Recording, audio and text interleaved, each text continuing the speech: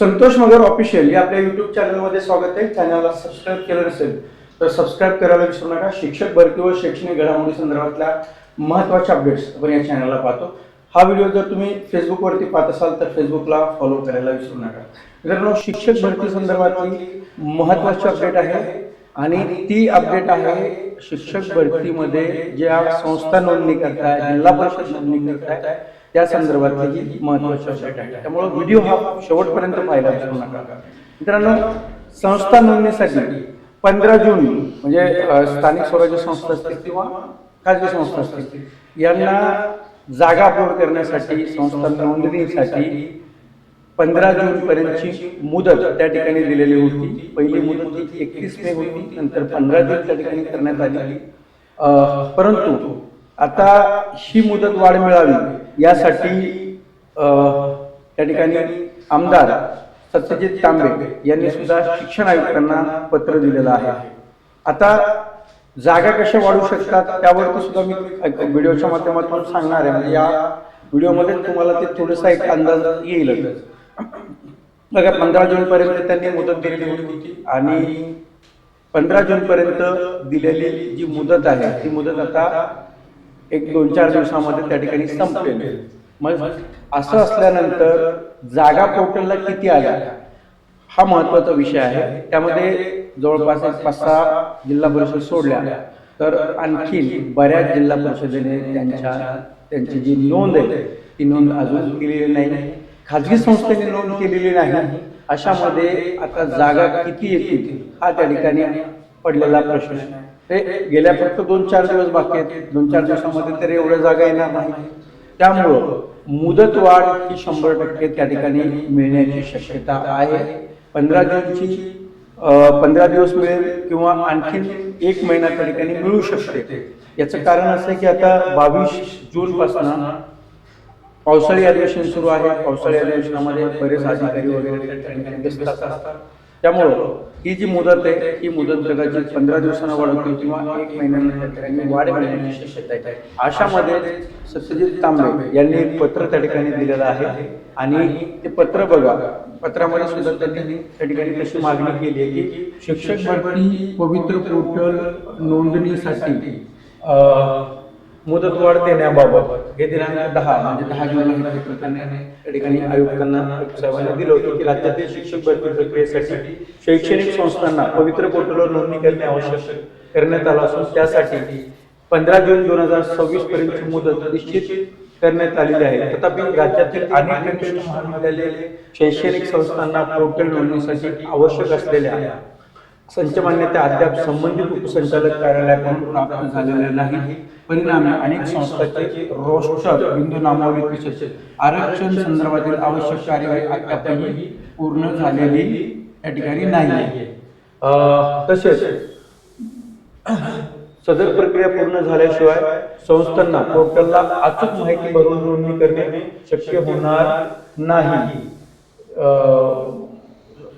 शक्य होणार नसल्याने मोठ्या प्रमाणावर संस्थांना अडचणीचा सामना करावा लागत आहे. त्यामुळे पोर्टलवर नोंदणीसाठी मुदतवाढ देणे गरजेचे आहे.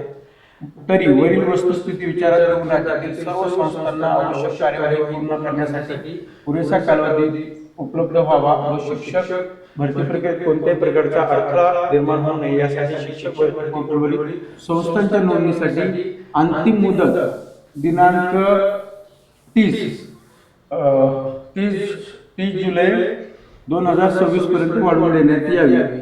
त्या ठिकाणी मुदत दिली बघा 30 जुलै. म्हणजे त्यांची मागणी आहे की 30 जुलै पर्यंत ही मुदत त्या ठिकाणी वाढवून देण्यात यावी. आता ही 30 जुलै पर्यंत त्या ठिकाणी मुदत जर वाढली तर सर्वांना माहिती आहे बघा याच्यामध्ये त्यांनी काय दिलंय याच्यामध्ये स्पष्ट होते की अद्याप आवश्यक असलेल्या संच मान्यता अद्याप उपसंचालक कार्यालयाकडून प्राप्त झालेल्या नाहीत. परिणामी अनेक संस्थांचे रोस्टर बिंदू नामावली तसेच आरक्षणासंदर्भात आवश्यक कार्यवाही अद्याप पूर्ण झाली नाही. म्हणजे अजून आरक्षण किंवा रोस्टर यांचं अजून अपडेट झालेलं नाही, व्हेरीफाईड झालेलं नाही. बऱ्याच संस्थांचं झडपीचं बऱ्याच असेच प्रॉब्लेम. त्यामुळं हे जर संस्थेचे प्रॉब्लेम्स असतील, झडपीचे प्रॉब्लेम्स असतील तर जागा किती येणार हा प्रश्न त्या ठिकाणी आहे. त्यामुळं मुदतवाढ ही त्या ठिकाणी मिळणार आणि ती मिळणार हे कोणाच्या फायद्याचं आहे तर विद्यार्थी आपल्या शिक्षक भावी शिक्षकांच्या फायद्याचं आहे. कारण भविष्यामध्ये जागा जर तुम्हाला जास्त पाहिजे असतील, अनेकांना असं वाटतंय की आता जागा जे आहेत, जागा आपल्याला मोठ्या प्रमाणावरती त्या ठिकाणी मिळायला हव्या, त्यामुळे जागा जर पाहिजे असतील तर मुदतवाढ त्या ठिकाणी 100% मिळणार आणि मुदतवाढ फायद्याची आहे. याचं कारण असं आहे की बघा, आताच आदिवासी विभागाने जाहिरात, आदिवासी विभागाने हे केले, पत्र काढलं कालच GR, तर ते आदिवासी विभागाने जर GR काढलाय तर यामध्ये या आदिवासी विभागाच्या जवळपास 1000-1500 जागा त्या ठिकाणी असू शकतात.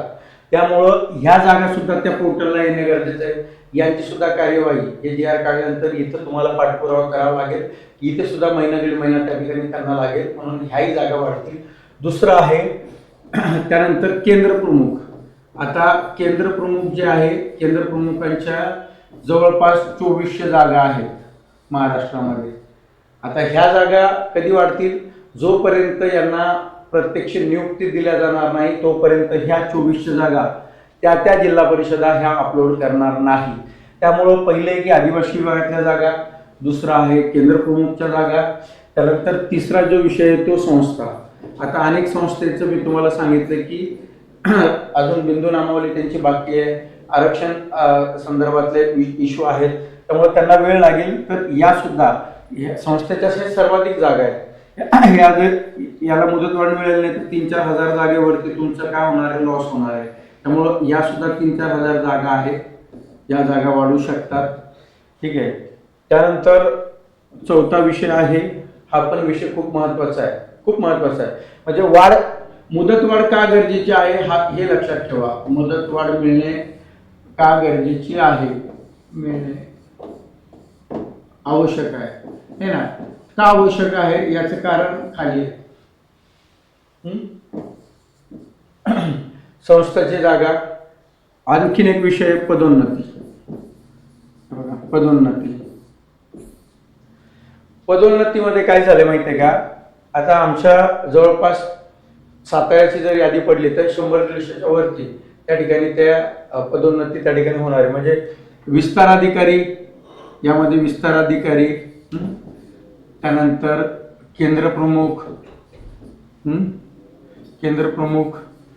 त्यानंतर मुख्याध्यापक म्हणजे वरिष्ठ मुख्याध्यापक यांची यादी त्या ठिकाणी जाहीर करण्यात आलेली आहे. अनेक ठिकाणच्या ह्या ज्या पदोन्नती आहेत ह्या थांबलेल्या आहेत.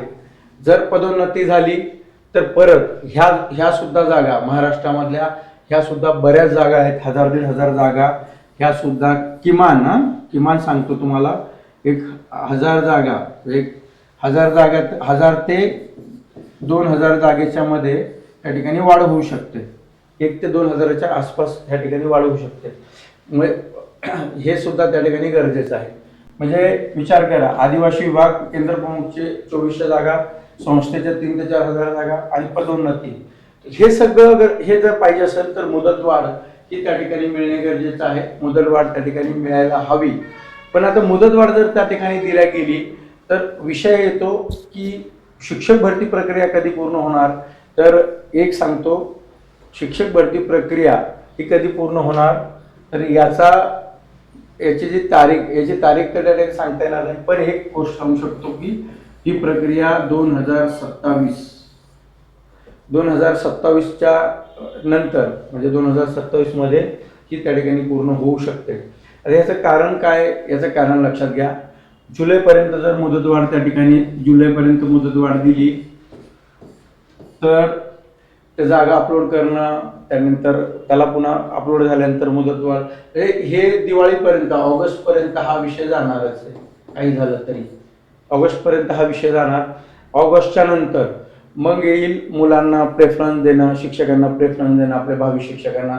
याला जातात 2 महिने. मग आता किमान 1 ते 2 महिने धरून चला. सप्टेंबर, ऑक्टोबर, याला उजळणार ऑक्टोबर जवळपास. ऑक्टोबर उजळल्यानंतर त्या ठिकाणी त्यांना याद्या लावण्यासाठीचं पुन्हा याद्या लावण्याची प्रोसेस जी आहे ती याद्या लावण्याची प्रोसेस त्या ठिकाणी सुरू होईल. मग दिवाळी येणार. ऑक्टोबर नोव्हेंबर नंतर याद्या लावायची प्रोसेस सुरू करणार. आणि याद्या कधी लावू शकतात? नंतर डिसेंबर जानेवारी जर अशा पद्धतीनं जर कार्यवाही सुरू झाली राहिली तर जर याच्यामध्ये फास्ट जर अधिकाऱ्यांनी फास्टमध्ये काम केलं, मागच्या वेळेस भरती झाली त्या पद्धतीनं जर त्यांनी 15 ते 20 दिवसात किंवा मुदतवाढ मिळाली नाही, मुदतवाढ दिली नाही, त्या मुदतीमध्ये म्हणजे दिलेल्या मुदतीमध्ये जर काम केलं तर त्या ठिकाणी लवकर होऊ शकते. अन्यथा डिसेंबर जानेवारीमध्ये यादी लावणं आणि मग त्यानंतर ही यादी लागल्यानंतर परत कधी विषय होणार आहे तो लक्षात घ्या. परत कधी विषय होणार आहे तर याद्या लावल्यानंतर मग त्या जिल्हा परिषदेला त्या याद्या पाठवणं आणि याद्या पाठवल्यानंतर त्या ठिकाणी ती मेरिट लिस्ट लागल्यानंतर त्याची कागद पडताळणी, मग कागद पडताळणी करणे, तर याला त्या ठिकाणी पुन्हा कधी सुरू होणार तर हे कागद पडताळणीची प्रक्रिया मी लिहून देतो 2027. म्हणजे जानेवारी असेल फेब्रुवारी असेल पण ही 2027 मध्ये असं जर काम सुरू राहिलं तर 2027 मध्ये त्या ठिकाणी लागेल. आणखीन एक नियुक्त्याचा विषय येणार 29 मार्च 2027 पर्यंत. किती 2027 पर्यंत बदली प्रक्रियावरती बंदी आहे, म्हणजे होणार नाही. मग 31 मार्च 2027 पर्यंत जर झालं तर ही बदली प्रक्रिया सुरू राहील. मग शिक्षक बदली जोपर्यंत होत नाही तोपर्यंत नियुक्त्या मिळत नाहीत. त्या ठिकाणी अनेक शिक्षक संघटना परत विरोध करून आधी आम्हाला बदली करा नंतर नियुक्ती द्या. त्यामुळं चालू शैक्षणिक वर्ष लक्षात घ्या, चालू शैक्षणिक वर्ष जून 2027 इथपर्यंत हा खेळ जाऊ शकतो. त्यामुळं आता मी जे सांगितलंय हे माझ्या अनुभवातून सांगितलंय, गेल्या 14 वर्षाचा जो अनुभव आहे, ज्या ठिकाणी मी प्रत्यक्ष काम केलेलं आहे, अधिकाऱ्यांसोबत काम केलेलं आहे. त्यामुळं ही जी मुदतवाढ मिळते किंवा काम ज्या गतीने चालते त्यावरती आपला अंदाज कळतो. कारण गेल्या 13-14 वर्षात काम केल्यानंतर बऱ्याच गोष्टी अभ्यास झालेला असतो. त्यामुळं मी जे तुम्हाला सांगितलं की भरती प्रक्रिया ही 2027 पर्यंत त्या ठिकाणी पूर्ण होऊ शकते. 31 मार्च पर्यंत जर विषय गेला तर शिक्षक संघटना त्याला विरोध करून भरती प्रक्रियेला आम्हाला नियुक्ती द्या, कारण त्यांचं बरोबर असेल की 10 वर्ष त्या ठिकाणी त्या बदली प्रक्रियेमध्ये थांबलेले आहेत, मग त्या बदली करा आणि मग भरती करा असं त्या ठिकाणी जोर लागतो आणि मग कुठेतरी शिक्षक भरती प्रक्रियेला थोडीशी त्या ठिकाणी संथ गती येते. त्यामुळं ही जी काही मुदतवाढ आहे ही मुदतवाढ मिळणं एक ठिकाणी बरोबर पण आहे. याचं कारण की जागा वाढणार आहे आणि नाही दिली जागा कमी येतील आणि त्या ठिकाणी भरती ही कमी जागेवर होऊ शकते. त्यामुळं आता काय करावं हा प्रश्न आता कशा पद्धतीनं हे हँडल करायचं, कशा पद्धतीनं हे संघटनेच्या माध्यमातून पुढे घेऊन जायचं, तर हे आत्ताचे जे काम सुरू आहे ते म्हणजे अतिशय कुठल्याही तांत्रिक मुद्द्यावरती नाही, फक्त कुठेतरी निवेदन देतात, हे करतात. तर यामध्ये कुठेतरी सुधारणा झाली पाहिजे असं मला वाटतं. आणि तुम्हाला काय वाटतं की शिक्षक भरती मी जे अंदाज सांगितला त्या पद्धतीनं होईल की अजून काही तुमच्याकडे माहिती असेल किंवा तुम्हाला काय वाटत असेल तर तुम्ही कमेंट बॉक्समध्ये सांगू शकता. अशाच व्हिडिओसाठी पुन्हा भेटूया एक नवीन माहिती घेऊन. तोपर्यंत सर्वांना धन्यवाद.